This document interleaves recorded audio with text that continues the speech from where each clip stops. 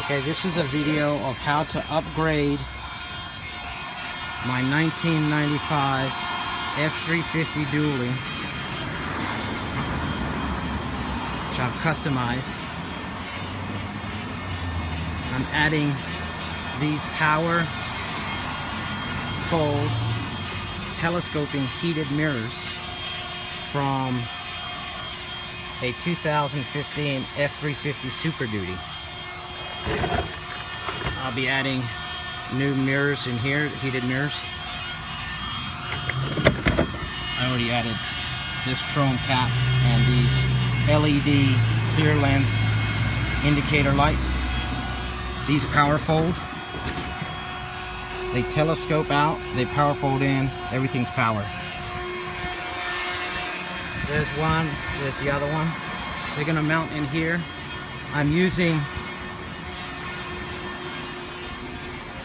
a design I invented. I'm going to mount them where the wing window or the wing vent window was. I removed the lenses, the windows out of this frame here, and I had some plates fabricated at the steel shop. These are 3/16 of an inch thick. They are fabricated the exact same dimensions as the windows themselves, and I then bent them so they have the same slight curvature to them that the window does, so when they slide in this frame, they slide in easily. There's the bend, you can see it. After I slid them in, I then had to figure out how to give these a more permanent mount so that they become part of the door. These are no longer going to be operable.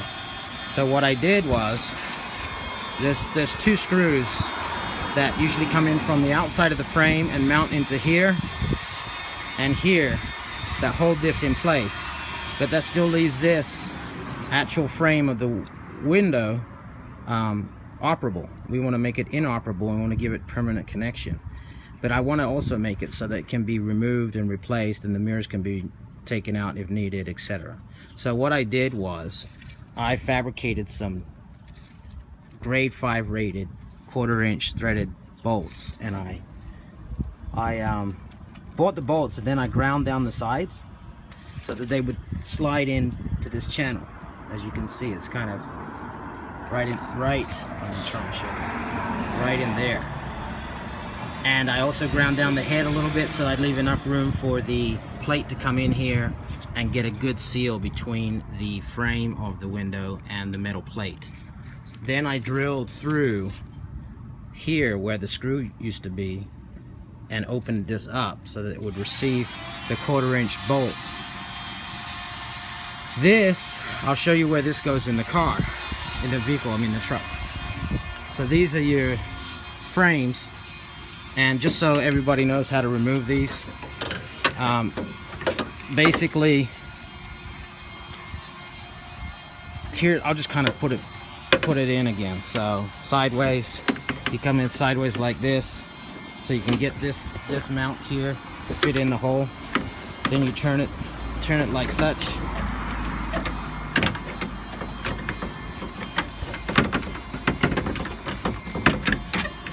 and then to put them in place you have to slide it down in. So I'll try and do that with the phone in my hand. Okay, so there, they slide that in like that. That's how they're installed. And removal is reversal. There's a screw here, and then there's a screw there and another screw there. So what I did was I drilled this out instead of these little screws. Let me try and find one. These little screws are what's there, 7mm. I took those out, and then now instead of screwing it in just to the frame of this window, I wanted to go through to the actual frame of the glass so that it all becomes permanent. So when I ran that bolt in and screwed it through, you can see that the threads are coming through the top end. Then I add a nut one of those self-locking nuts with the rubberized center. This is it here. That goes on there. That'll screw onto there. And then here, I drilled out a hole a little further back from the original hole, this side of the frame, and a screw goes through that hole and comes in front of the frame here. Let's try and show you without the sun getting in the way.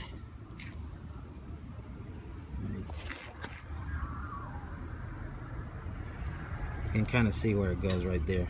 So this screw will come through here, and it comes in front of here and holds this in tight against there so that there's no movement. Then the handle acts as the other locking mechanism that holds this whole frame in solid. The reason that I did it this way is because I need to be able to slide.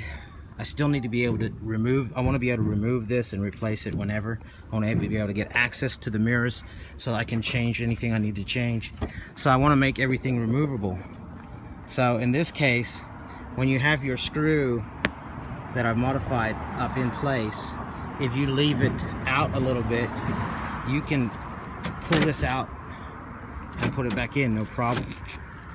And you can slide, there's enough movement here to slide your metal plate in place and then straighten it out. That'll push this up when the plate goes in place, and then you can add the bolt or the nut on the other side and it'll tighten it. Then you can add the screw from the back side here and that'll tighten that, and then it's a solid connection. So obviously I mounted the plates, I lined up the mirrors, drilled out the holes so that the mirrors are in the exact same position on both sides. And now I'm adding primer to the plate. It's a self-etching primer. It's the Duplicolor self-etching automotive primer. I sanded these down so that there's nothing on the surface and it's ready to receive the paint with a 3M 320 to 400 grit auto sanding sponge. Then I already primered one side, and I added a couple coats to that. Now I'm going to primer the other side on both of these. There's the holes that I drilled out and lined the mirrors up with. I did all that with it in place. So I tested this all in place and mounted the mirrors to make sure that they lined up perfectly, and then drilled out the holes. These are 1/4 inch holes. Then I also drilled out this hole here to receive the wiring harness. Pops through there and goes into the cab on both of these. So now I'm going to go ahead and primer the other side of these. Then I'll paint them with a matte or satin all-in-one Krylon paint. This is also a primer as well, but I'm trying to give it extra adhesion. This finish works well with the plastic finish of the actual mirrors. The colors work well together, and then also it works well on the inside of the cab, so it doesn't kind of conflict with any of the colors your truck may have. I will go ahead and paint these right now, and then when I go to install them, I will show you how they're installed. They will slide into the channel obviously, but I'm going to add these black silicone inside these channels right here inside these channels. So when I slide the plate in, it gets watertight. It'll get sealed up with the silicone. I'll obviously clean it off, and then I'll permanently, well not permanently, but I'll screw it all into place and then add the mirrors. Also, the other thing I'm going to do with the mirrors, just to give it an extra seal, is if you see here, these mirrors they kind of recess into what used to be the original channels on the 2015 F350 Super Duty that I pulled these off of. And now that my plates are just going to mount here, there's a gap. Although it mounts there and then there's a gap, I kind of want to make that look cleaner. It still looks good, but I'm going to add a rubber trim or a door trim or a rubber trim of some sort around this, so when I tighten these in, it squeezes down and gives it a nice clean look and a really good seal. I'll also probably add rubber washers to each one of these screws, so when they tighten up to the plate, they have extra waterproofing ability. and then I'll probably do black silicone around this wire where it comes through the plate from both sides, so that there's just no way any water can get in at all, water, air, etc. But they look great when they're mounted. I'm gonna have to fix this here, but this is, I pulled this off of a wrecked F350 2015, so Super Duty. So so you know, they're not gonna be perfect, but I did, you know, purchase these online, and the lights, and then I'll fix this.